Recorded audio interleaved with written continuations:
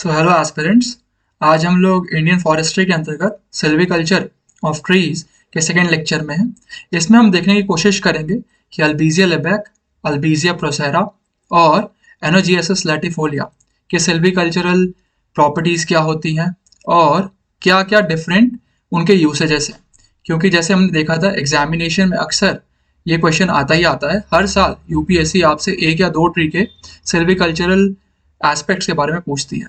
तो आज उसी को समझने की कोशिश करेंगे इन तीन ट्रीज के अंतर्गत कि अल्बीजिया लेबैक, अल्बीजिया प्रोसेरा और एनोजिएसिस लैटिफोलिया में क्या चीज़ें होती हैं। सबसे पहले स्टार्ट करते हैं अल्बीजिया लेबैक से। देखिए जो यहाँ पर आपको इमेज दिख रही है वो अल्बीजिया लेबैक के ट्री की है। इसका कॉमन नेम सिरिस है और फैमिली लेग्यूमिनोसी है। जैसे मैंने पिछले क्लास में बताया था कि आपको ये दोनों चीज़ें लिखनी बहुत ज़रूरी है एग्जामिनेशन के अंतर्गत, क्योंकि एग्जामिनर एक्सपेक्ट करेगा आपसे कि आप साइंटिफिक नेम तो लिखें ही लिखें, लेकिन साथ ही साथ कॉमन नेम ब्रैकेट में और साथ ही साथ उसकी फैमिली को भी मेंशन ज़रूर कीजिए। ये भी चीज़ ध्यान रखिएगा कि जब भी आप एक ट्री के साइंटिफिक नेम को मेंशन करते हैं तो उसे अंडरलाइन ज़रूर कीजिए।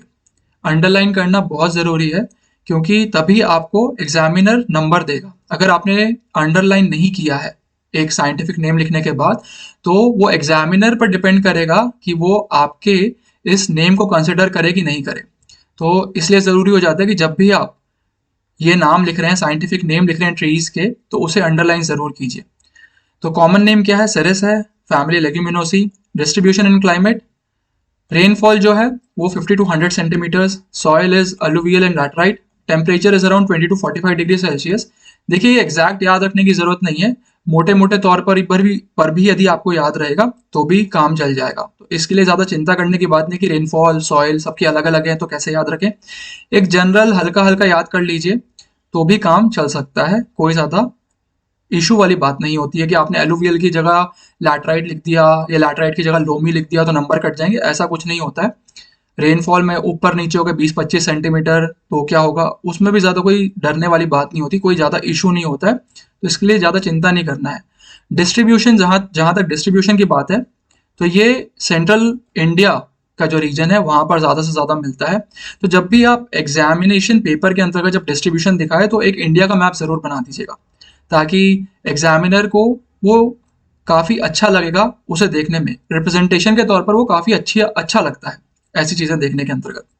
देन जो इसकी फिजियोनॉमी और फिनोलॉजी है उसकी यदि बात करें तो एक डेसिडियस ट्री है। फ्लावरिंग अप्रैल टू मई में होती है, leaf shedding is in October to November और सीड राइपनिंग अगस्त के अंतर्गत होती है।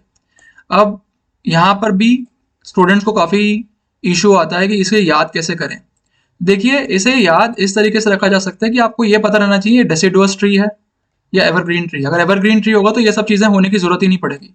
अगर डेसिडुअस ट्री है तो आपको ये पता रहना चाहिए रीजन कौन सा, अगर सेंट्रल इंडिया का रीजन है या नदर्न इंडिया का रीजन है तो बारिश के पहले तक क्या होगा, सीड्स पेड़ गिरा देंगे और बारिश के आने के समय क्या होगा, वो सीड्स राइपनिंग होना शुरू हो जाएंगे और साथ ही साथ बारिश के समय ही क्या होगा, फूल और उसके साथ साथ फल लगने की शुरुआत हो जाएगी।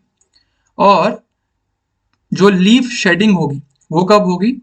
लीफ शेडिंग अक्सर जो डेसिडुअस ट्रीज होते हैं और जो नदर्न रीजन में पाए जाते हैं उनमें लीफ शेडिंग कब होती है? During the time of winters. तो ये जो पर्टिकुलर मंथ यहाँ पर दर्शाए गए हैं, अप्रैल टू मई, अक्टूबर टू नवंबर, अगस्त, इसमें आप अगर एक दो महीने आगे पीछे भी करेंगे तो भी चल जाएगा।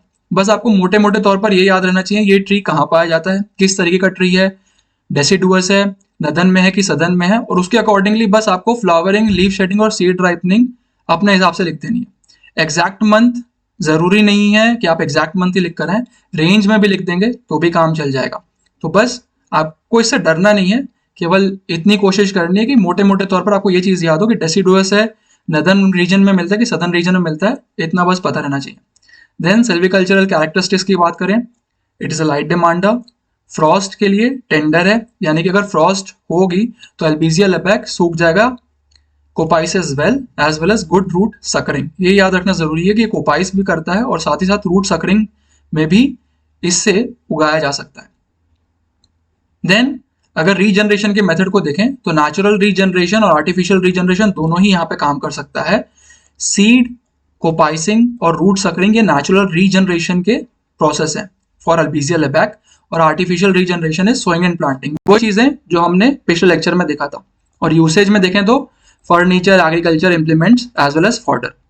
बिल्कुल यही चीज आपकी अल्बीजिया प्रोसेरा में भी होगी। सारे के सारे प्रॉपर्टीज सेम होंगे, अल्बीजिया लेबैक के जो होंगे वही अल्बीजिया प्रोसेरा के हैं। डिफरेंस बस इतना होता है कि कॉमन नेम इसका क्या है, सफेद सिरिस।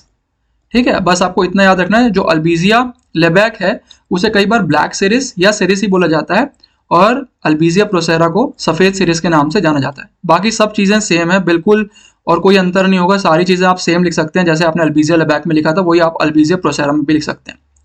नेक्स्ट आ रहा है एनोजिएसिस लैटिफोलिया। एनोजिएसिस लैटिफोलिया आप ये देख सकते हैं किस तरीके का इसका जो फूल होता है, फ्लावर होता है, वो ऐसा दिखता है, और जो लीव्स होती हैं वो इस तरीके से दिखती हैं, काफी ब्रॉड लीव्स होती हैं। Common name is button tree. ठीक है, इसका कॉमन नेम जो एनोजिएसिस लैटिफोलिया उसका कॉमन नेम है बटन ट्री। फैमिली क्या है, कॉम्बर्टासेई। कॉम्बर्टासेई आपको फैमिली जरूर याद रखनी है। अल्बीजिया लेबैक में फैमिली क्या थी, अल्बीजिया लेबैक और अल्बीजिया प्रोसेरा की लेग्यूमिनोसी, और इसकी फैमिली क्या है, कॉम्बर्टासेई। देन जो डिस्ट्रीब्यूशन एंड क्लाइमेट है वो क्या है, rainfall is around 50 to 100 centimetres. ठीक है, soil is alluvial and loamy, और temperature is around 20 to 45 degree Celsius. बिल्कुल सिमिलर है जैसे अभी हमने अल्बीजिया लेबैक के अंतर्गत देखा था। देन एनोजिएसिस लैटिफोलिया के फिजियोग्नोमी और फिनोलॉजी को देखें तो again it is a deciduous tree, और अगर डेसिडुअस ट्री होगा और कहाँ मिल रहा है ये आपको, सेंट्रल एंड नदर्न रीजन में, तो ऑलमोस्ट वही चीजें होंगी। Leaf shedding, seed ripening, flowering की जो अल्बीजिया लेबैक में देखा था आपने, हो सकता है 1-2 महीने आगे पीछे होगा, लेकिन मोटे मोटे तौर पर चीजें सेम ही होगी, सिमिलर होगी। सिल्विकल्चरल कैरेक्टरिस्टिक्स को देख लें तो ये लाइट डिमांडर है, लेकिन ये फ्रॉस्ट हार्डी है, तो आपको ये चीज पता रहनी चाहिए। जहां अल्बीजिया लेबैक में हमने देखा था वो फ्रॉस्ट टेंडर है, वहीं ये क्या है, फ्रॉस्ट हार्डी है।